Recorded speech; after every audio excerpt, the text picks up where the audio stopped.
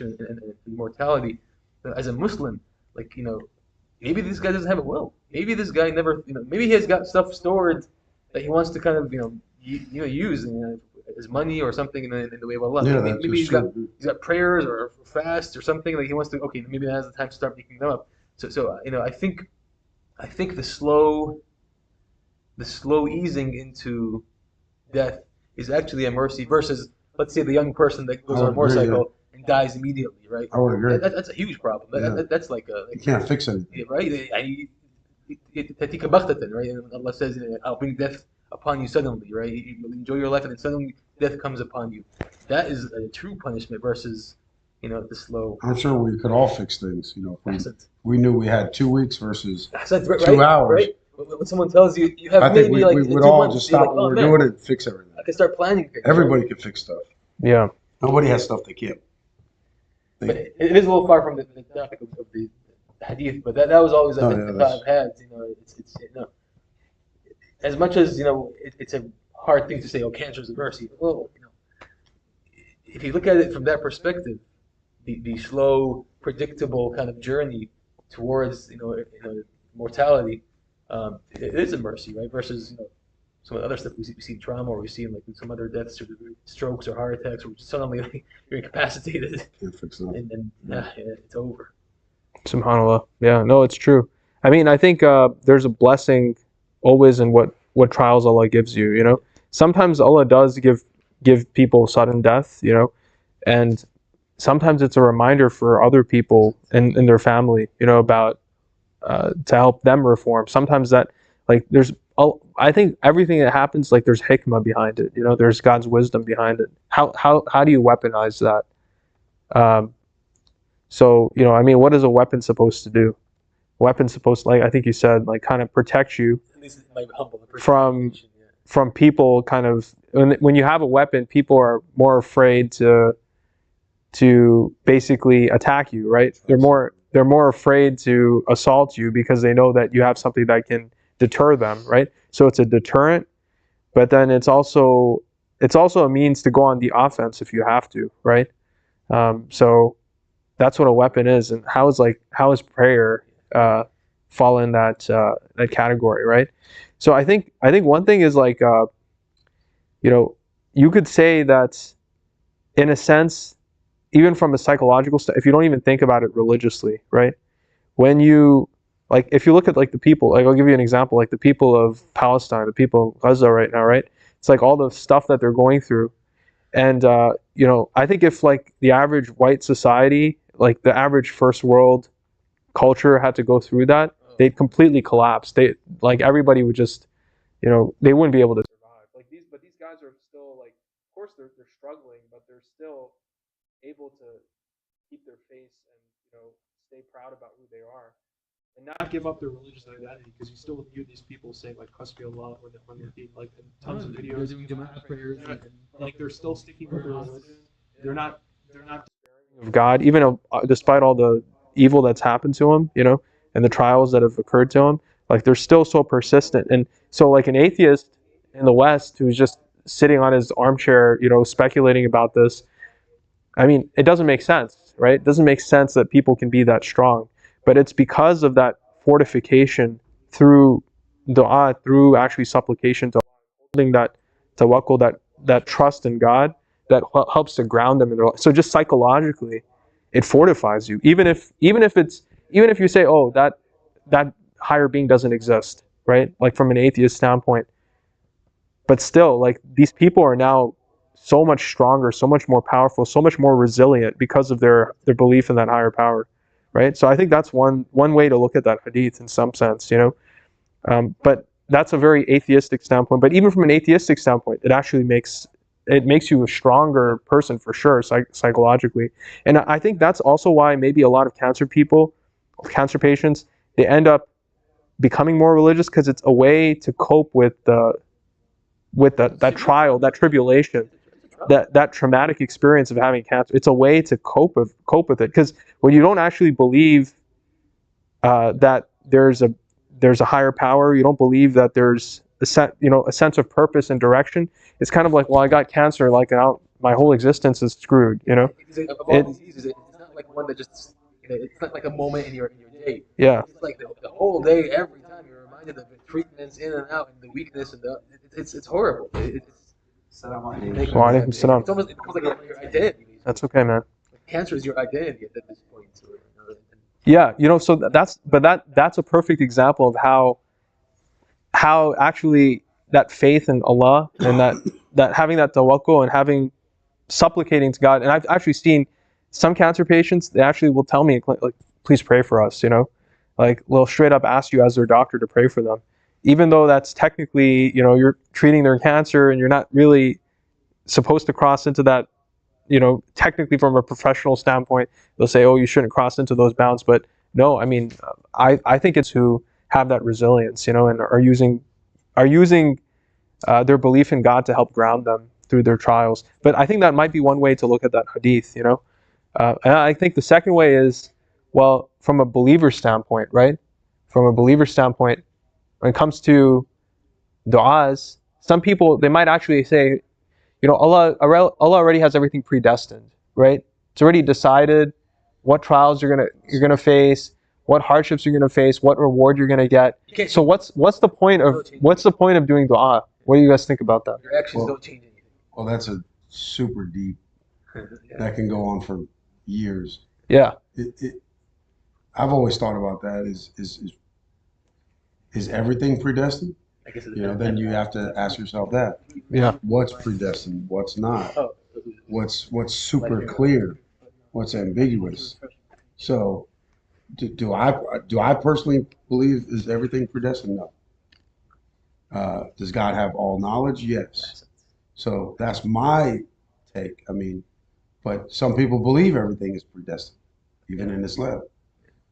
I'm not going to knock that, but I don't. I say no. So that's my take. So you believe that du'a destiny change the outcome of what was going to befall you? Then what's destiny? You know, what's the definition of destiny? It's just so complicated. You know, I'll start getting confused myself. you know, so I'll, sure. You know, but just to make it simple, I don't believe everything's predestined. Mm-hmm. And I could be wrong. Yeah. But that's just what I've thought about and just try to understand myself. I don't think everything is. Just a quick little thing, if you don't mind. Me and my buddy Zogai got a real good friend over 30 years.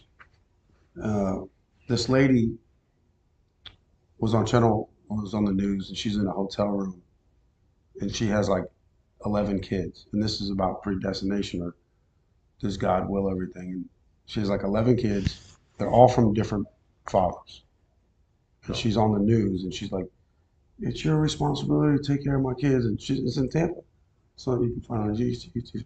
So I was asking my buddy, I was like, "Do you believe those kids were all predestined? You know, is that predestiny?" It's a good question. You know, from 11 different fathers, is that predestined? I would argue, probably. You know, it's so complicated, but these are just good questions. I would say no. That was her choice. Is that her? So even though then it gets real complicated because it's a creation, right? But was that creation the will of God, or was that creation her choice? Because God, I don't think God would like 11 kids from 11 different fathers. That's just the question is, why does He allow it? Why does He allow? But then it gets deeper. Why does He allow it? Then is it predestined? Then did she make the choice? It's like, you know, it's a lot of. Yeah, you know, so it's interesting because at least from the Shia standpoint, we have a belief in something called Bada, right? Have you guys heard of Bada? So Bada is a special belief that we have as Shias, and some other schools of thought, they actually accuse us of shirk, or they accuse us of basically having incorrect tawheed because we believe this about Allah, right? So what Bada is, it's a belief that Allah, He can change your destiny. He can change what was going to happen to you. He can change it, right? Something X outcome was about to happen to you, but because of a supplication you did, or because of sadaqah that you gave, or because you did silatul rahim, you had a connection with your family, you visited your father, for instance, because of that, Allah extends your life, or Allah, averts some type of disaster that was going to befall you, right? Said that, like when we were talking about Tawheed, we said Allah doesn't change His mind, right? So some people, they say, well, you Shias, you basically believe Allah is changing His mind then, right? Because Allah is gonna have you, for instance, die at this moment, but because you did something good, He extended your life. Well, then Allah changed His mind, right? They have this in Sunni Islam too. Yeah. So it's not just for Sunni. Yeah. But this specific understanding of bada is something that we have narrated in our books. Like, but the way you exactly said it, they say it the same way. Yeah. But so we also believe, in addition to that, though, that there were certain events that were going to happen, right? And Allah gave, for instance, He told certain prophets, right, that this is going to happen. But then He changed it, the outcome changed, right? So I'll give you an example, Prophet Yunus, right? So Prophet Yunus, he was told, like, look, your people, because of them belying the truth, they're going to be destroyed, right? And he became so upset, right?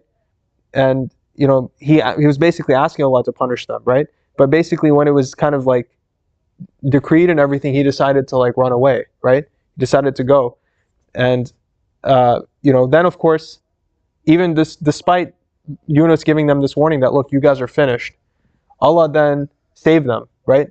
And they actually, because they believed in Allah, he changed their outcome, right? So this is something that we believe in Shia Islam, that this can happen. And there's actually, I'll give you another example. It's sort of from within Shia fiqh, right? Or Shia, I guess, history, right? So this is the Ismailis, for instance, right? Ismailis, they believe that they're seveners, right? So they believe, like, after Imam as-Sadiq, his son Ismail should have been the next Imam, right? But Ismail died before Imam as-Sadiq passed away, right?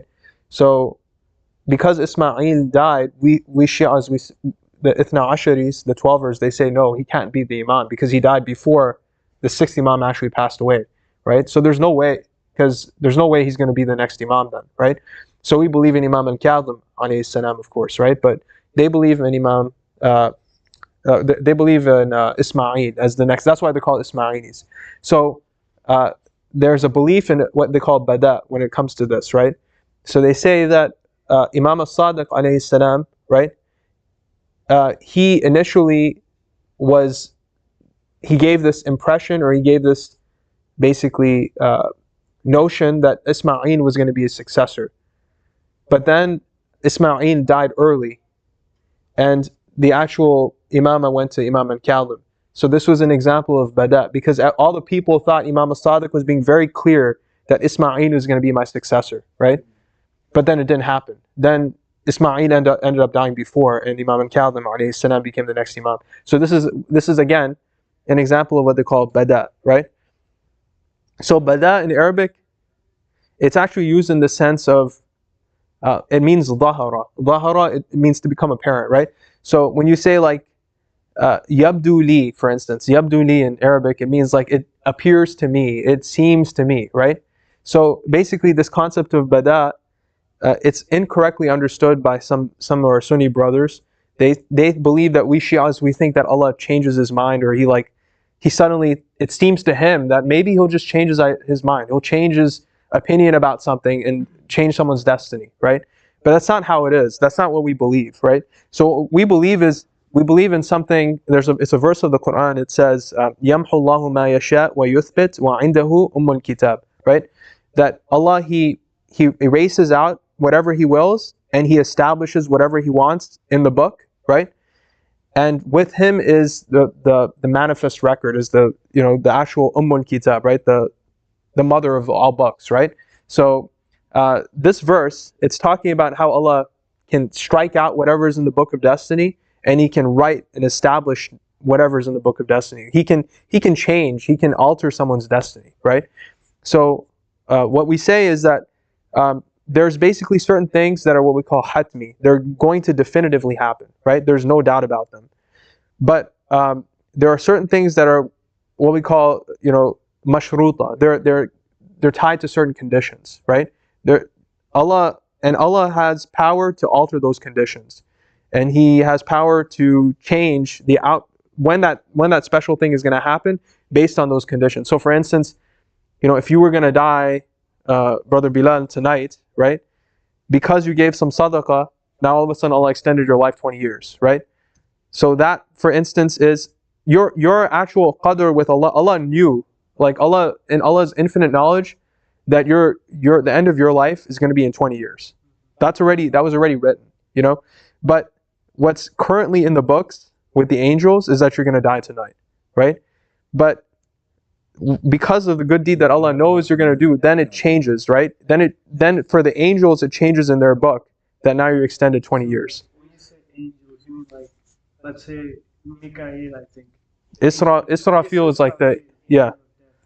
So to him, or Israel, I think. Israel is the angel of death. To him, it is that I'm gonna die, like today. Let's say. Yeah. Yeah.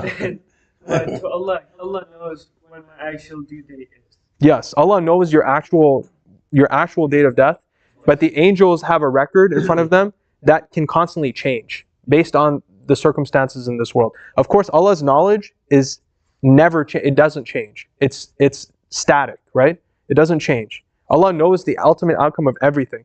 But for instance, so when Allah gives, for instance, a prophecy to a prophet, right, or a prophecy to an imam, He reserves the right to change that prophecy, right? He can change that prophecy. He can say, actually, you know what?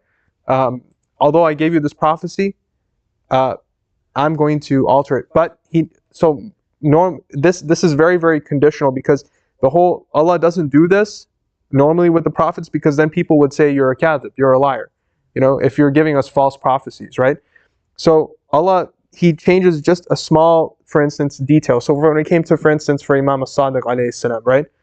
That Ismail, it seemed to everyone's view that Ismail was going to be his successor, right? And even Imam as-Sadiq, there are some hadith that indicate that Imam as-Sadiq also gave the impression to people that Ismail was going to be his successor, right? But then, the actual Imam after became Imam al-Kadhim alayhi salam. So this is an example where there was a successor of Imam as-Sadiq alayhi salam, but it's not who the people initially thought it was going to be, right? To cut you off, because so the next Imam was not born. No, Imam al-Kadhim was born. Yeah, but he was Ismail's. He was Ismail's younger brother, right? Yeah. So why do they believe that? It makes no sense that they believe in Ismail over. Because like the next generation was not born yet. I get that, but so when Ismail died, of course it goes to his younger brother. So why do they believe that it belongs to Ismail? Yeah, so they say, oh, well, Ismail died early, so we're going to go to Ismail's line, right? So Ismail's son. They ended it at Ismail's line. Yes, yeah. So they continued from Ismail's line. So they said Ismail should have been the Imam, but he died before, so we're going to go to his son. So we went to his son, and then from his son to the next so they continued down his lineage instead of going to Imam al-Kadhim, right? Oh, sorry. So Ismail's son was born before? Yes, he was born before. Yeah. Okay, now I get it. Okay. Yeah. So they don't you think they have a valid reasoning? Yeah. So it would seem that way. It would seem that way, but Imam as-Sadiq we have explicit riwayat, narrations that say that he designated after Ismail passed away, he designated Imam al-Kadhim as his successor, right? So the Ismailis, they have their own views, right? But we go based on the hadith that we have that are very clear about Imam al-Kadhim being the next successor. And to prove an imam's claim to be the next one in line, we have strict criteria. They have to be the most knowledgeable. They have to the criterion is knowledge, right? And so this is why they would actually come to whoever claimed to be an imam, and they'd ask him certain questions, certain fiqhi type questions, tell me about the rules of inheritance. And even if the imam is young, like just 7, 8 years old, he would know everything, right? So So there's very explicit, strict conditions for an imam to actually be worthy of having that role, right? But going back to this question of bada, right? So we say that also when it came to Prophet Yunus, right? Allah says, فَلَوْلَا أَنَّهُ كَانَ مِنَ الْمُسَبِّحِينَ لَلَّبِثَ فِي بَطْنِهِ إِلَى يَوْمِ يُبْعَثُونَ. This is another example of bada. That Yunus, his initial destiny was that he was going to stay in the belly of the whale until the day of judgment. That was the initial decree of Allah, right? But because he was amongst the musabbihin, he used to do a lot of tasbih while he was even in the belly of the whale. Allah delivered him. Allah saved him, right? Brother, so mashallah, like Allah is so great, but doesn't all that depend on the human's actions? Like yes. How you do, like, yes. Allah, so this is a perfect example of because Prophet Yunus was doing tasbih, Allah saved him, right? Yes. So this is going back to this question about dua. People say, oh, dua doesn't alter your destiny. But we say, no, actually, theologically, it does alter your destiny. Because your destiny would have been, for instance, for Bilal to die tonight. But because he did, sadaqah, or he did, mashallah, some excellent, powerful du'as, Allah extended his life, right? So, speaking of dua, sorry yeah. to cut you off again. Don't you think you need to apply, like for example, if I pray to Allah to make me pass a class, don't I need to study for Allah to like Yes and no. push me? Like, so I'm gonna pray to Allah, Allah please help me, pass the exam. And then I go tomorrow and then I don't pass the exam. And I'm like, oh, Allah didn't answer my prayers. But don't we have to act upon every dua we make? Yeah. That doesn't. Not that every that dua, would but that like, would limit God's power. huh? So that would limit God's power. So because you could ask to pass and you don't study or anything, God could pass you. No, of course, Yeah. of course. So I mean, you don't have to do anything technically. no, I know. Like God can split the earth right now. Technically, but no. He doesn't, because. But should you? Probably. What I'm saying is, like, if there's a hard exam, right? And the chances of me passing it without studying are very slim, right? If I study, I have like a 60% chance of passing it, 55. I pray to Allah, please help me pass the exam. But I expect Allah to answer my du'as, but I don't study for the exam at all. Yeah. You get what I'm saying? Oh Like, yeah. yeah. So what the scenario you're bringing up reminds me of, like, at the time of the Holy Prophet, right? There were these people who basically they would abandon, like, any type of work. They wouldn't do any work. They would just stay in the mosque and they just keep praying. They keep doing istighfar. They like recite long prayers, and they'd be like, people would come to them and they were like, what are you doing for your livelihood? They would just beg. That they wouldn't seek any money. They wouldn't actually seek their livelihood. And they said, oh, Allah is the one who's our Razak. He's the one who's going to provide for us. We are just, doing worship of Allah. He will, of course, take care of us. Your rizq is something decreed. They say all these things. Sustenance is something decreed. Allah is going to give it to you whether you work for it or not. We're going to stay here in the mosque. We're going to focus on our ibadah. And, we will leave our kids and our wives, our children, all of that to Allah. Allah is the best of caretakers, right? I think that's very wrong. Yeah, yeah. Even having So, society, someone's going to say, Yani, I'm not going to try to be this person. I'm not going to try to improve because Allah's going to take my life. There's a judgment day. I'm not going to strive to be anyone important. And I feel like that's like haram. Because Allah wants you to. What's the Prophet's answer? What did he do? Oh, there's more to it? yeah, of course. Yeah. So You gotta work. No. The Holy Prophet told them that what you're doing is completely wrong. This is exactly opposite to what Allah wants from you. Allah wants you to first, basically, اعقل ناقتك ثم توكل. First tie your camel and then do tawakkul, right? First tie your camel and then do tawakkul. For you to just say, oh, Allah will take care of my camel. I'm just gonna, focus on other things. I don't even need to take any proper steps, precautionary measures to ensure that you're wrong. You have to do ittikhadul asbab. You have to take the steps, right? You have to take the steps, the natural cause and effects that Allah has put in place for you to achieve success. If you don't, you have no one to blame but yourself, right?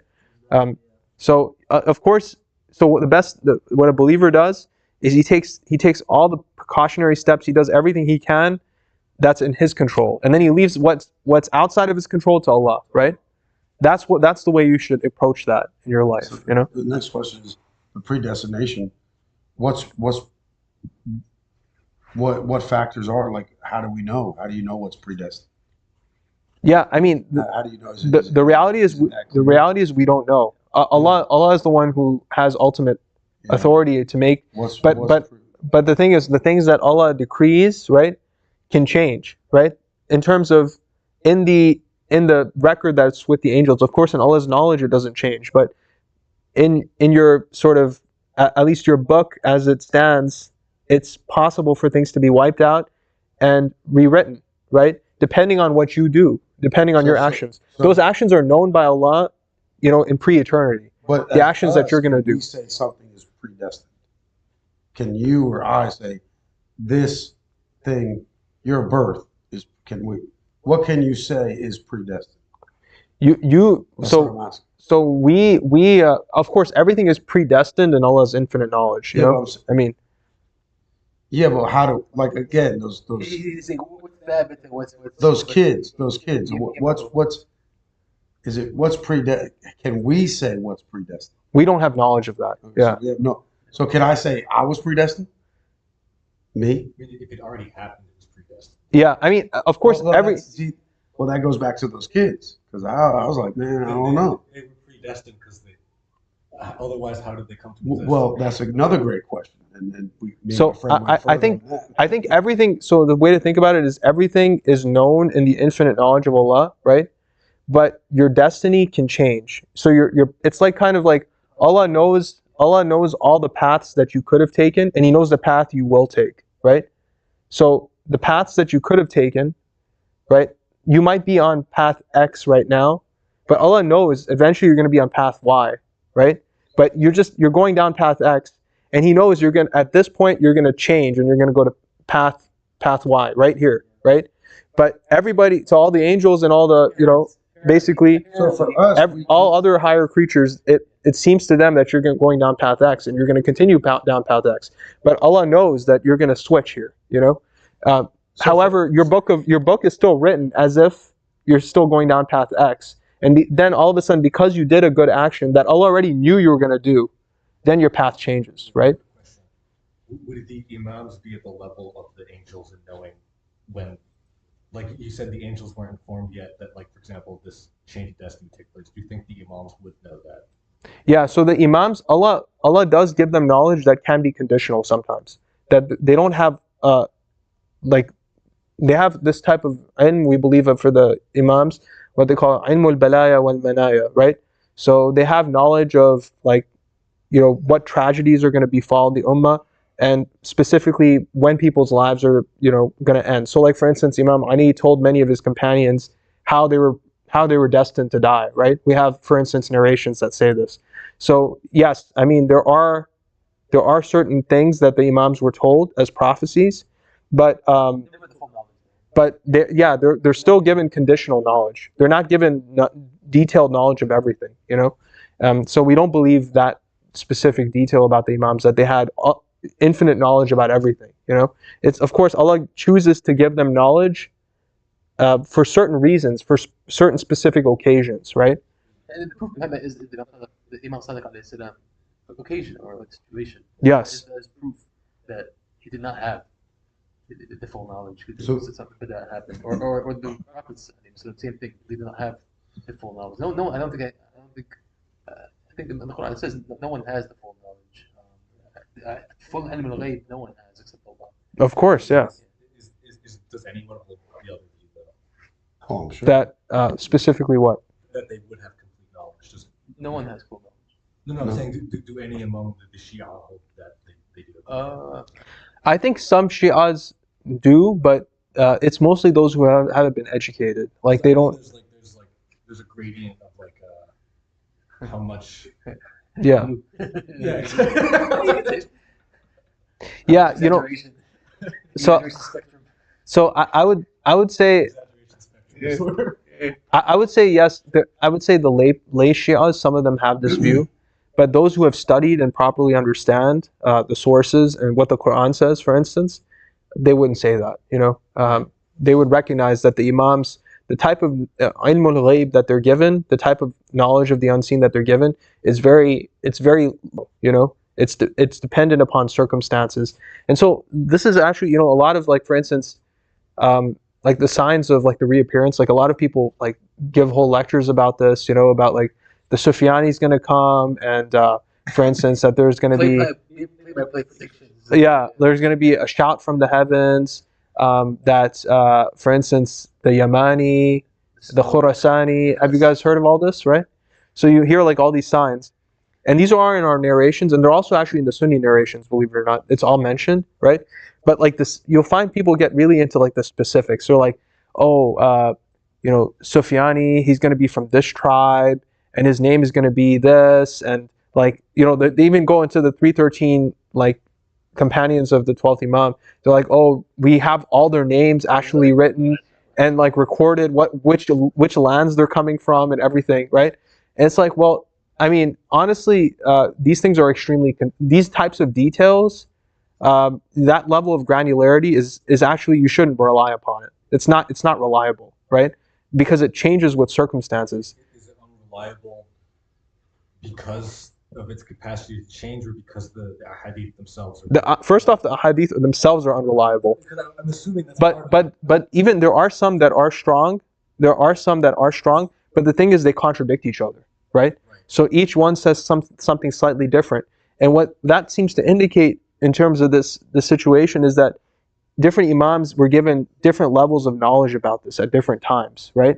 And because of the circumstances changing, it might have been that one imam had a certain understanding or a certain, he gave a certain narration, but then the next imam, the circumstances, Allah did bada, and he changed, right? He changed that outcome.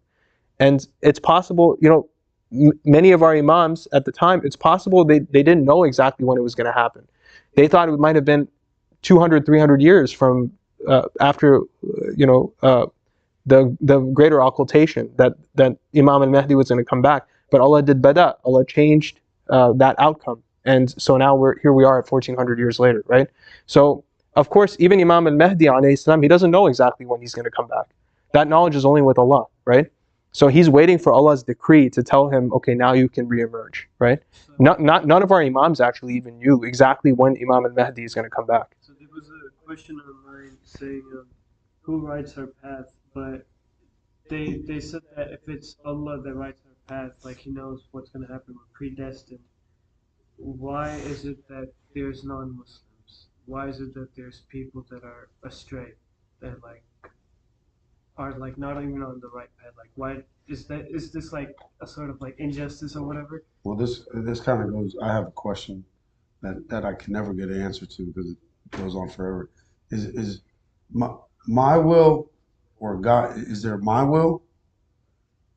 And is there or there God's will? And how does that affect predestination? That's a question I've always struggled with. It's a similar question to what he just So asked. that goes in line with that question. The disbeliever or the lost Is that his will? Yeah. Is that his Is it will? their own choice, or is it God's choice? And if it's God's choice, isn't that? And just in general, do I have my own will, or is it all God's will? No, you definitely have your own will. So, but that will is. And how does that go into predestination? Because, like I said, with the kids, I can never get a straight answer. Yeah, that will is gifted to you by God. God is the ultimate. He has the ultimate volition, but He grants His creatures a limited capacity to have volition, right? So human beings, we have out of all the creations of God, we have the most capacity for volition, right? Other creatures, like for instance animals, their capacity for volition is limited. It's very instinctual, right? For instance, jinns, angels, they have a wider capacity than animals, and we human beings have the most capacity. We can go from one side of the spectrum all the way to the other. So we have the most capacity in terms of being granted that gift from God, that providence from God to make a choice, right? That doesn't mean that God is forcing you to make a choice, that Allah is willing that you make that choice. He's actually given you free agency to make a decision. So that's the question. Yeah. if you get that woman who got pregnant, so that's it's a question. Is that your will that that kid was born, or is that predestination? Because you were the one who did the act. So what's the answer? So the answer is you initiated that act, right? But God allowed it to happen. So how does that go into predestination? Because I had the free will to do it. So how does that work with predestination? Because that was my will, it wasn't So God's will. predestination means that God, in God's ultimate knowledge, God, He knew that was going to happen. it. He knew that was going to happen, but He didn't force that to happen. So predestination isn't necessarily that. Predestination is in the English language. Predestination means it will happen, not versus that I know it will happen. Omniscience versus predestination, I think is. See, predestination means, to me, like it will happen, not all knowledge. Yeah, but see, so this is the key thing, that God's knowledge is that you are going to willingly do X, Y, Z, right? That doesn't mean that X, Y, Z is predetermined, right? In God's knowledge, it's predetermined in the sense that God already knew it's going to happen, right? But in God's knowledge, basically what is written in God's knowledge that is basically X, Y, Z is going to happen on the basis of your own volition. On the basis of Mike's volition, this is going to happen. That's what's written in God's knowledge, right? I'm confused. That's confusing. I feel like this question is very simple, but help me out. The more we overthink, the more complicated it gets. I mean, have you heard? Oh, like if Allah knows if we're gonna go to hell or heaven, why would He make life, basically? And then the question gets brought up: if a teacher gives you a test, she knows that you're gonna pass. She knows that you're gonna fail, but she still gives you a chance because she knows that you might pass. You know, like you can apply the action. It's unjust not to give the exam, right? Yeah, it's unjust to be like, oh, I think you're gonna fail, so you don't even get an exam. Like, no, okay, you didn't study, but here, take the exam. Yes, right. Yes, you have a chance of failing. Yes, you have a chance of failing, but you can pass. Yeah, you had the potential to respond. So it's kind of like, look, the teacher already knows that which students are going to be successful in their class. They already know the outcomes. God has all knowledge. Yeah. So I mean, but that's kind of an imperfect analogy. But you get the sense of, like, a teacher already knows actually what are going to be the final grades for the students. Like, he already knows. He can look at the class because he's such an experienced, knowledgeable teacher. He can just say A student, F student, C student, right? He can just do that, right? But does that mean he forced them to get an A, to get an F, to get a C? No, he just knows their capacity. He knows their potential. He knows their behavior. So now take it to Allah. Now extrapolate that to Allah. Allah actually created each individual, right, with their own capacities, and He understands their capacities. He understands their abilities, right? He knows everything that they're capable of doing, right? So of course He has ultimate knowledge of what they're going to do, right? But in God's knowledge, it's that they do those things based on their own volition, not that they're forced to by God, right? So then some people, they come in with this question and they say, well, but if God can make you, God actually made you as a being, right? He's basically forcing you, because it's like making a robot. You're like, he made me deficient. He made me deficient. Like, He gave me deficient capacity, so I can't be blamed for doing something wrong because God made me like that, right? So but the thing is, so the problem with this analogy is that actually it's very hard for a human being to understand this, because we can't actually, when you make robots, we can't make them with their own volition. We can't make them with their own, like, ability to choose. When you make a robot, iRobot? We're trying. No, the one with Will Smith. Yeah. But even with this, like robots are very deterministic. It's like you put in input X, and it takes out output Y. Like, that's how robots are. They don't have like a. Take over. Yeah, I mean, some people believe so, but actually being able to make your own decisions, right? In the sense that a human being can, even the most advanced AI can't do it right now. But in any case, human beings, like, we can't really make a being that actually has its own capacity to make its own decisions. So it's really hard to understand, right? But when God creates a being, right? When he creates a human being, he doesn't create that human being with, the programs already in their head that are going to force them to do X, Y, Z. He gives them that capacity to make a choice, right? He gives them that capacity. He knows in his infinite knowledge what they're going to do, but he gave them that capacity to actually choose, right? Yeah. Yeah. Yeah, like Allah knows that you're gonna have a child, inshallah. But it depends, like who are you gonna marry? When are you gonna have the child? It all depends on our actions and how we take them. And like I said, like we were not designed to figure out all that, godly stuff. And then the more we think of it, it's like the more, I don't know. I don't know if you guys feel like me, but like as I was driving, literally same thing. I was like, oh, okay, if Allah knows that I'm gonna do this, and I'm like, okay, but at the same time, I can do something complete opposite. Like I have the free will, and it's a loop. And then if God Just hates don't escape. hates adultery, with a passion and adultery and all these things, then why would a kid come from that? So these are other questions. Yeah. If God really hates adultery and fornication, why would kids come from these things that God really puts very clear in the Quran that this is pure evil? And then why would God allow a kid to come from pure evil? And then back to my friend Zoga, who's my best friend. He's a little crazy. He's like, he's like, yeah, I don't think these kids are creation from God. I think they're just creation from those two people. So he's like, God had nothing to do with those kids. Those kids are just from those two people. They can't give up hope like that, though. No, he's not giving up. He has an idea that. No, but even your question suggests that it's like they're a lost cause. When something comes out of. No, I'm not saying they. I'm just saying, why would God that hates adultery allow the evil to occur? No, to allow something to come out of the evil.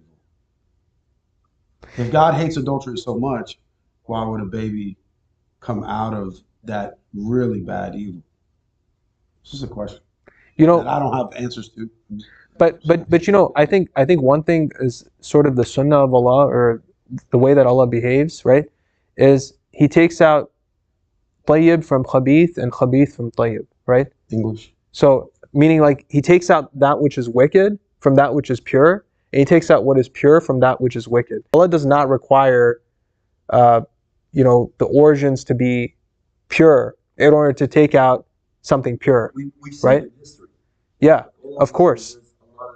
I mean, Allah doesn't operate on the human being's understand. Like, this is a very culturalized understanding, because I mean, of course, naturally we consider. Yeah, but I would want my mom and dad. Of course, not of course, to be married. But the thing is, what's the fault of the child? The child had nothing to do. Like, the child had nothing to do with the fact that his parents committed adultery, right? Absolutely. But he's in a tight spot, because I wouldn't want that. Yeah, of course not.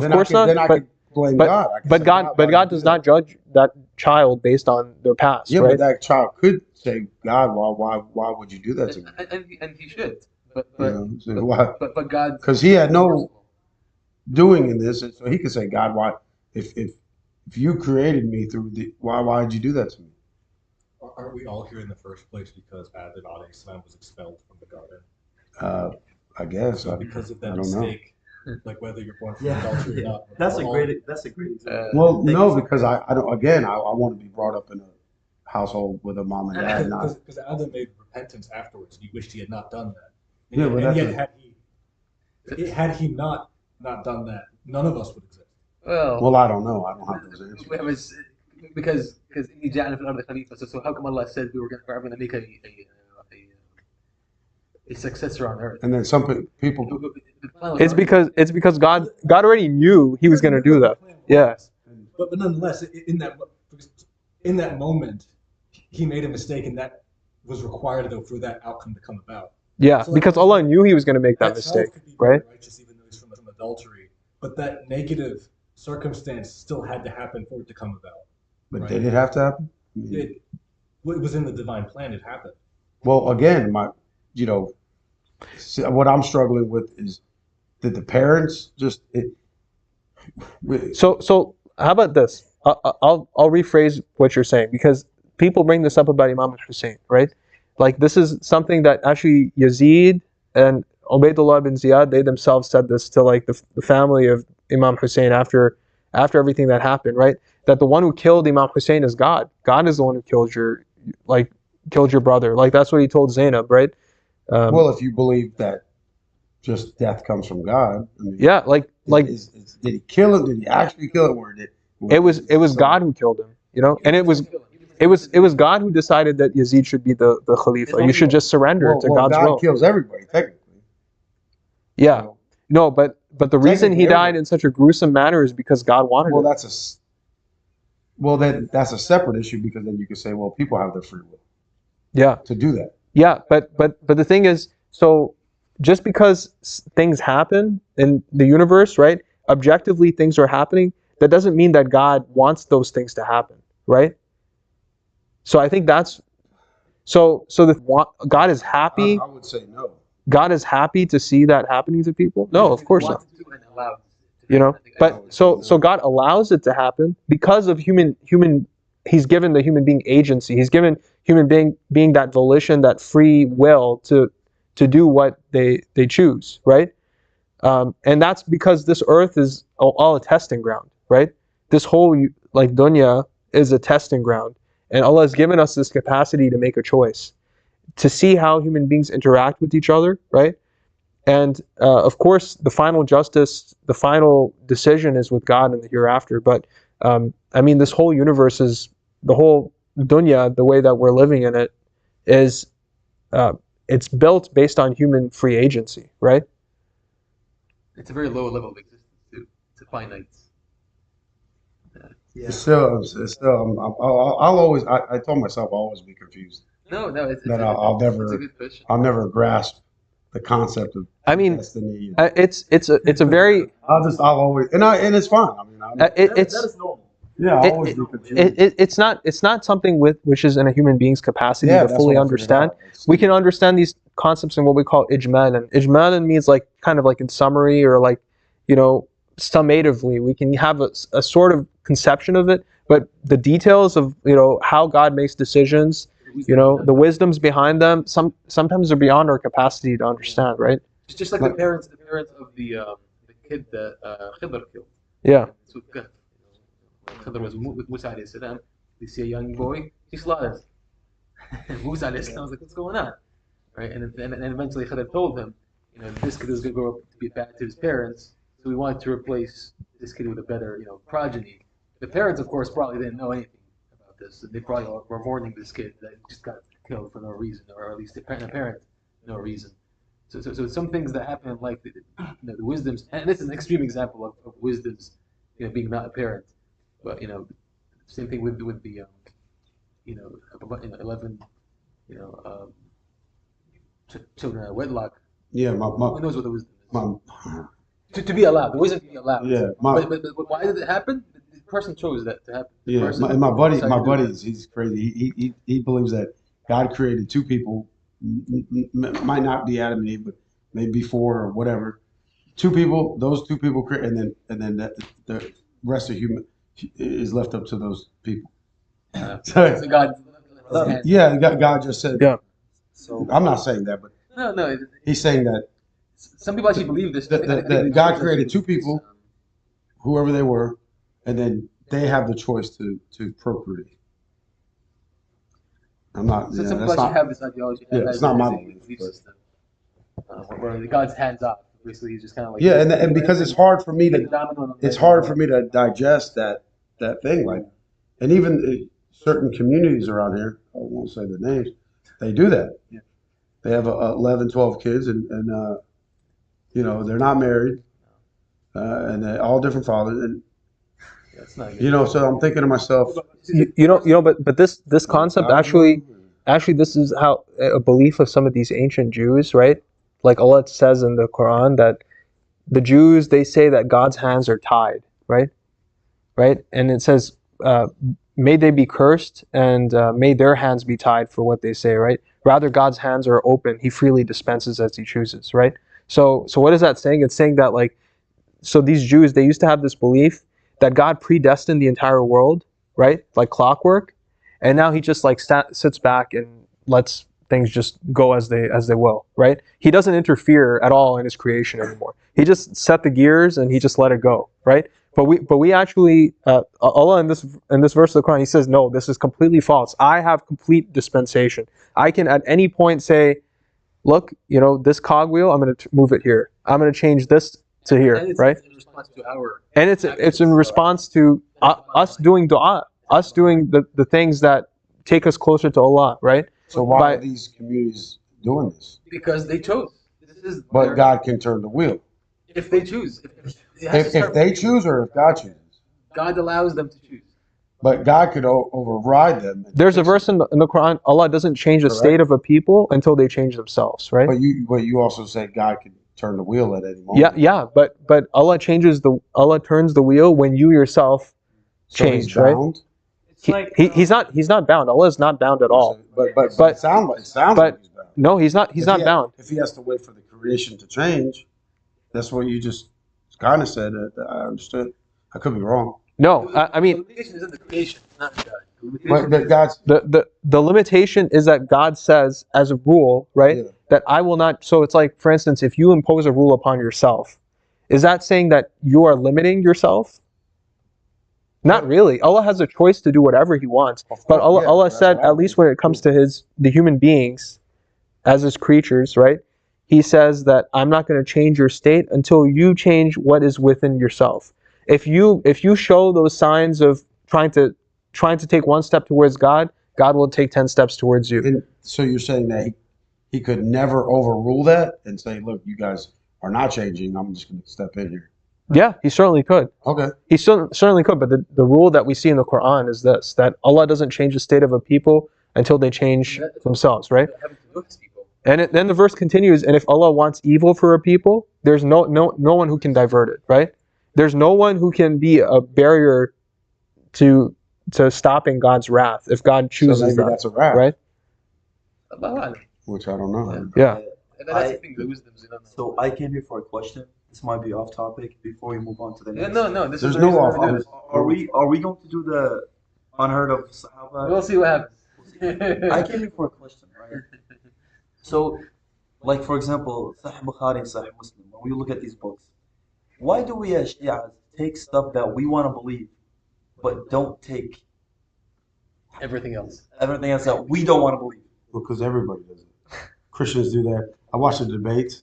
Muslims do that. They take stuff out of the Bible, and they say, "Your Bible says this." And well, I mean, everybody does. That's just the human nature. Yeah, but like specifically that scenario, like, because I feel like there's other stuff in the book that if we take, everything will be fine.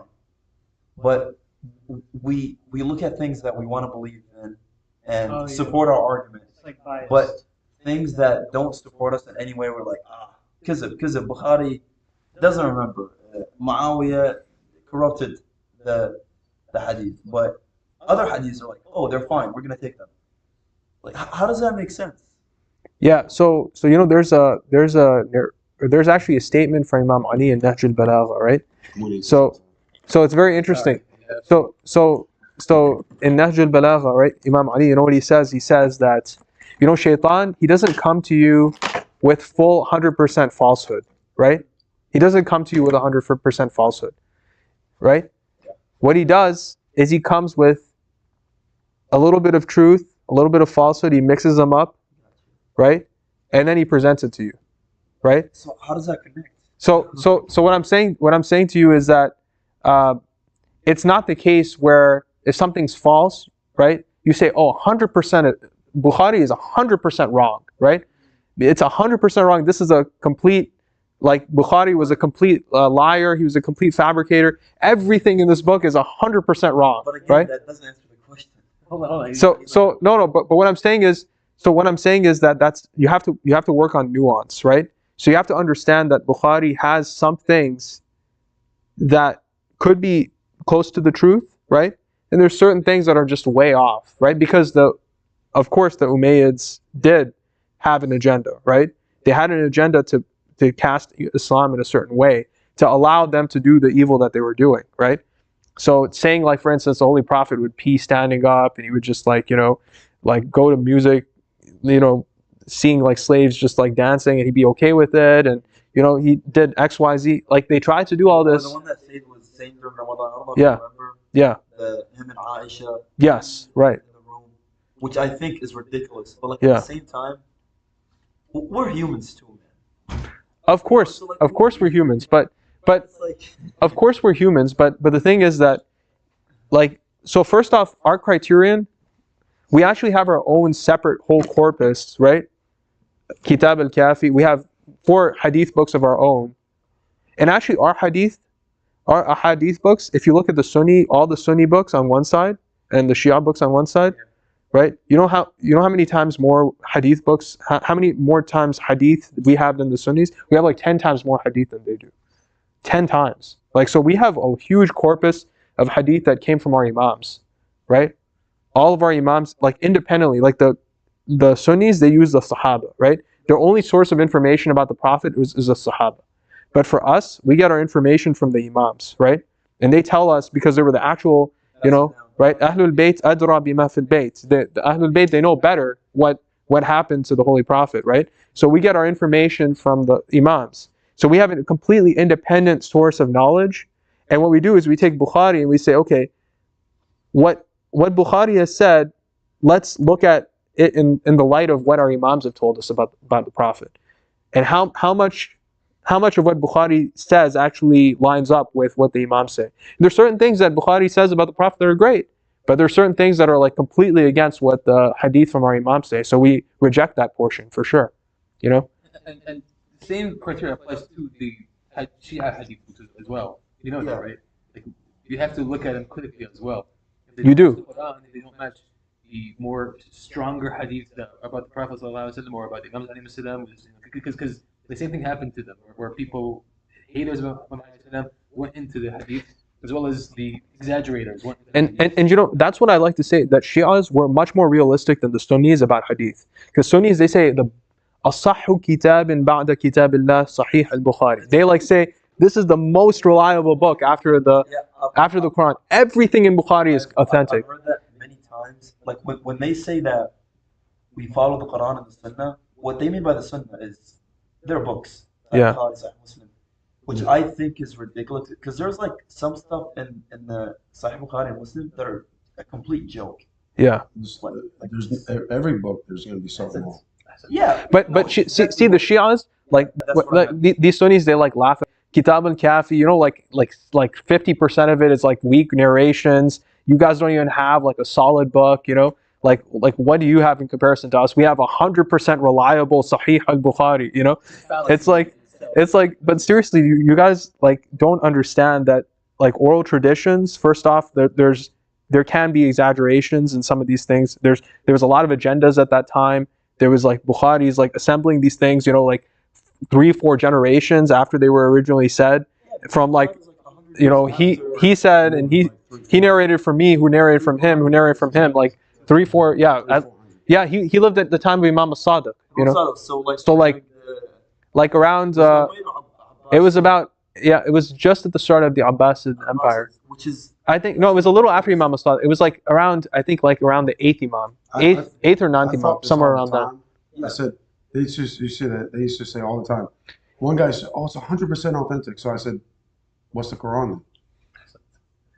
And then he was like, "Ooh."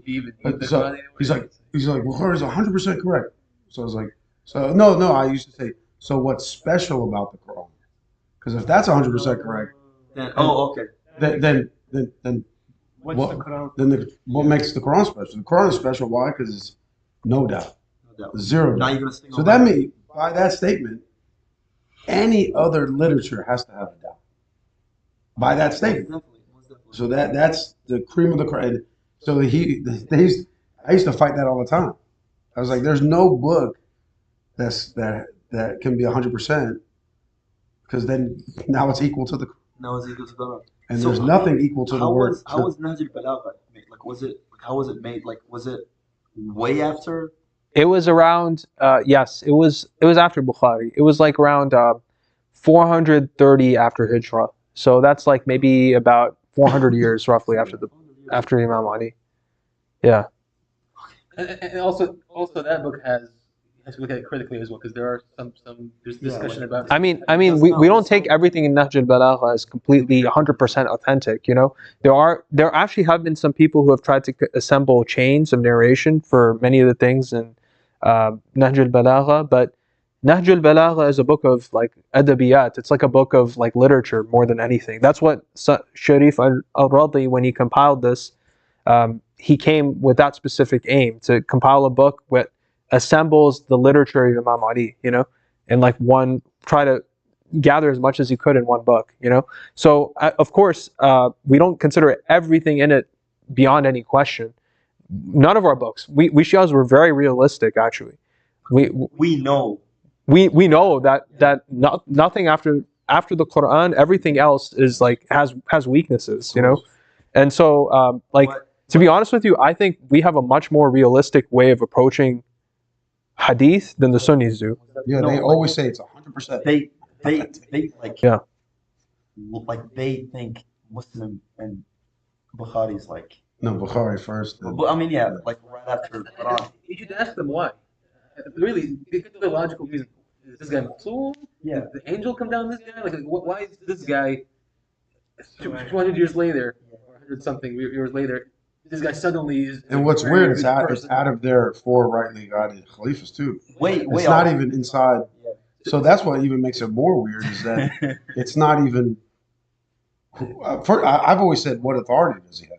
Did Bukhari? How do you explain contradictions within the book? How do you explain contradictions with the Quran? Like, and if all of these things are against this sahha, you know, how do you say sahha?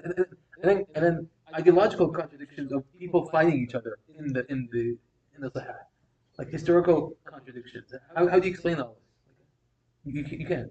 But once you claim that you're stuck with that, then you have to defend it.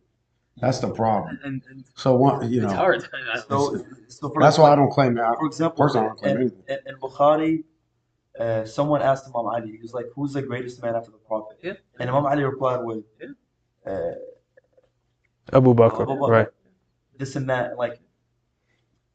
But if they dislike Imam Ali that much, then no, they don't. Why, they don't. Not it's like they do or don't, but like, why do they just put him in that position? They don't. I don't know where you get. They revere. No, that's not what I meant. No, of course. Like, generally speaking, Sunni brothers, they don't dislike Imam Ali. No, not like, at all. I'm saying the people who try to corrupt the books. Let's be honest, they did have, you know. No, I don't think I've seen anyone who disrespected Imam Ali. But like, I'm talking about that time, the person who tried to corrupt the book. Strong. So why? Like, I just don't understand. Like what good do they get from it that Imam Ali saying, "Oh, Abu Bakr is the best man after the Prophet"? Like, what good does it serve them? Oh, it had a huge reason. So the reason why is because the Umayyads, the reason the Umayyads came to power was because of the Shaykhain. It was Abu Bakr and Umar who actually put Muawiyah in power.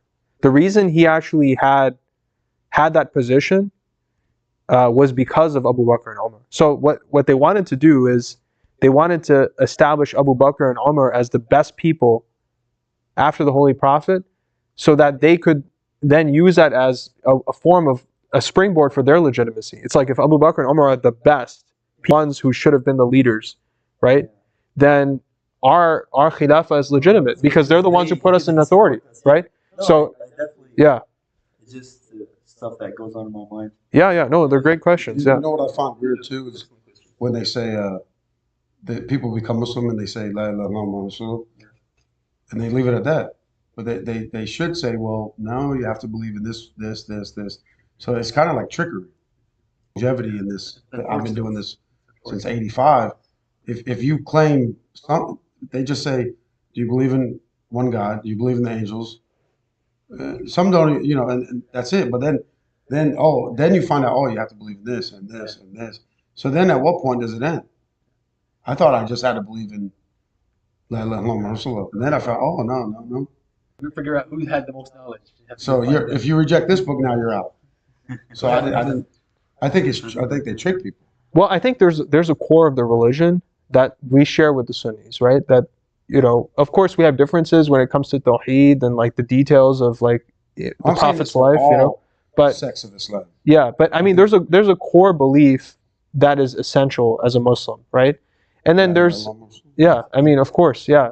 Again, you talk to a Sunni or Shia, this and this, that at some point you're going to come out of the religion. At some point. But it shouldn't be that way. It shouldn't, but if you talk to any sect, at some point, that's a bad habit. And I've ran through this so many times. Outside of the Quran, if do I have to, okay, great question. Do I have to believe in Abu Bakr? Do I have to believe in Omar? Do I have to believe? Does it negate Islam? These are great questions. At what point does it? This point does it? At what point? So it's a question that's never been answered. So there's a hadith from I think it's narrated by the sixth Imam, right? And it says, "Man dakhala hadha ad-din bil-rijal," whoever enters this religion because of people, right? "Kama akhrajahu ar-rijalu min, kama dakhaluhu fi, kama adkhaluhu fi." That whoever enters this religion because of human beings, right? They came out of this religion the same way they entered. Whoever enters this religion on the basis of the Quran and the authentic teachings from the Holy Prophet, right?